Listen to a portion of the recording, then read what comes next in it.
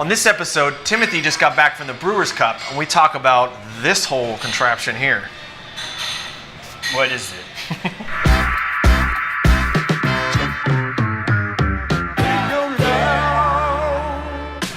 How's it going, everyone?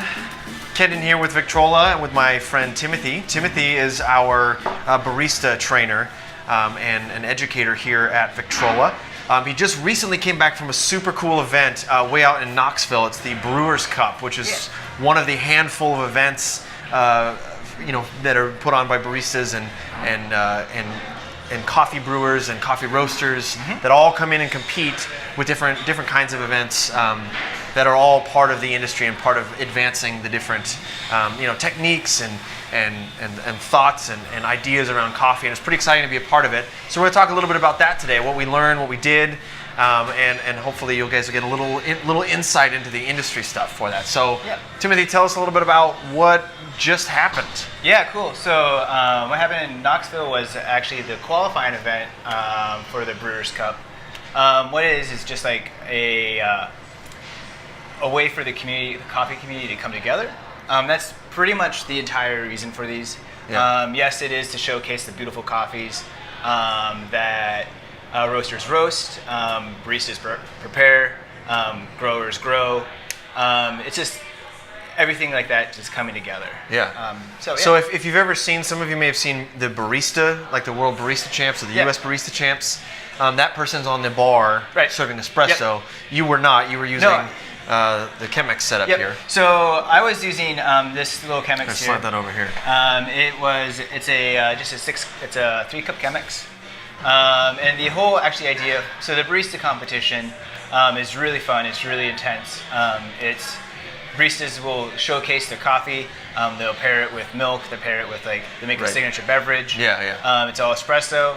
The Brewers Cup is actually just about brewing the coffee. Right. And it's just a simple, the competitor brews 3 cups of coffee for 3 judges. Yeah. And I chose this little Chemex. That's great. I love this. I just want to pack it in my bag. Oh yeah, definitely. I call it my little baby. So you've been practicing for more than a month, or maybe even longer. I know you were in here all the time. Tell us about that, how you selected this coffee and all of that. Yeah, so just the whole practice, it's day in, day out pretty much of just memorizing a speech, memorizing the brew pattern that you're going to use. So that every single time you do it, you do the same thing at the same second. And then the coffee, I chose a coffee from the Mpango washing station in Burundi. In Burundi, yeah. I chose them because we have a really good friendship with Jean Clement and Janine and Inter-American. Yeah. So I thought, what better way to showcase a coffee than the coffee that we're actually friends with. Yeah. Because that was actually my entire speech or presentation I did was about how coffee brings people together. Yeah. So it's cool to be able to go up and really tell the story, and we actually know those guys, which is super cool. So tell me, what was within your routine, the brew pattern that you talk about. So we've talked a little bit on this show, but other times about generally what you should do with ratios and things like that. But I'm curious, what did you change and have to alter, and what were the little nuances that really made this coffee shine with this method? Yeah, cool. So with this method and what I did, I chose just a 15-to-1. 1 to 15 ratio for it. So that's a little stronger. If you remember, we talked about ratios 1 to 15 to 1 to 18. Coffee to water ratio, so 1 to 15 is a little bit stronger, sturdier. It's and I chose that because when you have that ratio, your coffee usually gets a heavier body. Yeah. And I was able to pull out some really nice notes of cherry, cola, a Syrah from new oak barrels. Yeah. So it was fun. My actual brew method for it, I actually had 2 water temperatures. I had a colder water temperature that was at 190. Interesting. Which I didn't know that.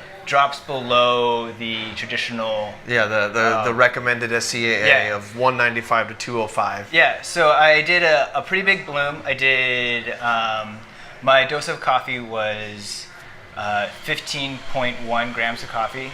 My bloom was 60 grams. Whoa, that's a lot. That's a big for a bloom. It's a big bloom, but I found that it really just helped mellow it out a little bit. Yeah. And then with the cold water, it didn't actually over extract it. Yeah, when we say cold, we're talking 190 degree water. Right. So that you bloomed with 160 grams of 190 degree water. Right. And Interesting. then after that was done for 30 seconds, I poured 208 degree water on top of that. Whoa, the other direction. The other direction. Wow. Okay. So what that does is it kind of brought my slurry temp. So the slurry is the temperature of water and coffee grounds. What's in this section here before it drops down? Sure. So that kind of evened it out. And okay, then that makes sense. There's a slow drop off. Because you're gonna have 190 and it's gonna drop even further just being in the slurry. Yep. And then as you're pouring, it's gonna. My goal was to get it so that the water that was coming out of the spout, so it's coming like woo and into here. That it was by the time that this was all into here, it was the same temperature from here to here. Right. Cool. That makes sense.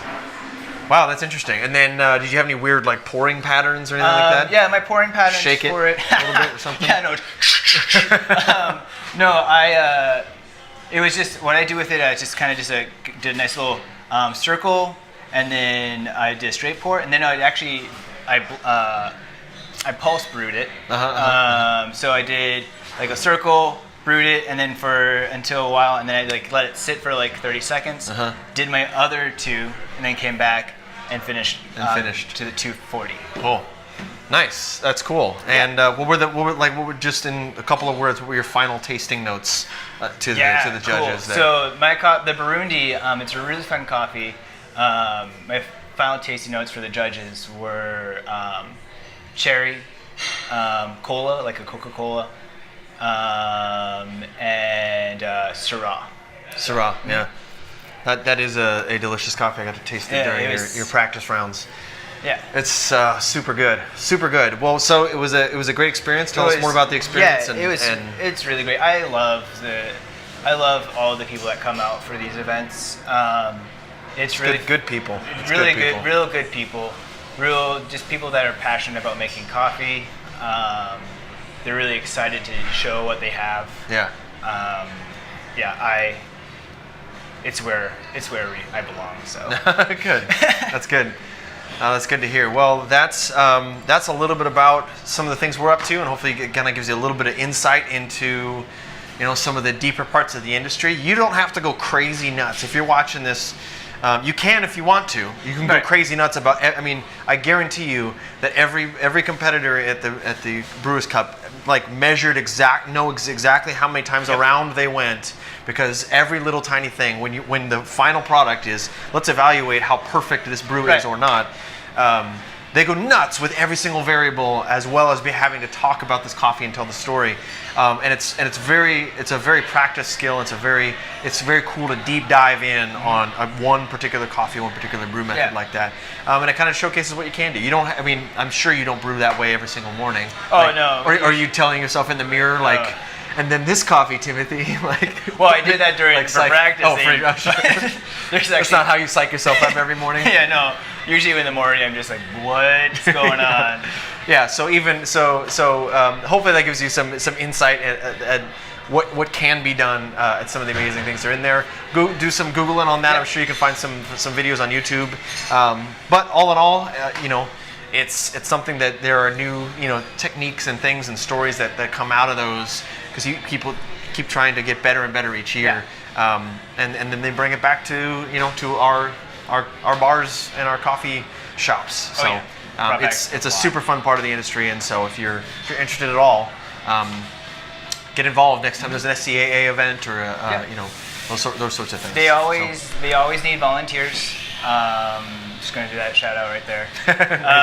They always need volunteers, and you can always Sprudge.com. They do a really good job at showcasing it and providing links to watch the competitions. Cool, good stuff.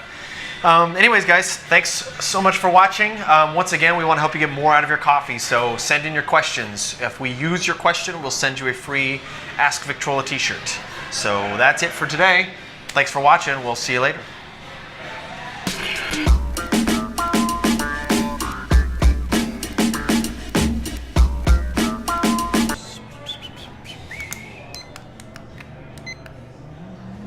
I think I might have bought that timer for a demo. This timer is great. One thing I like is that you don't have to push 2 buttons at once to reset. Yep. That's the best.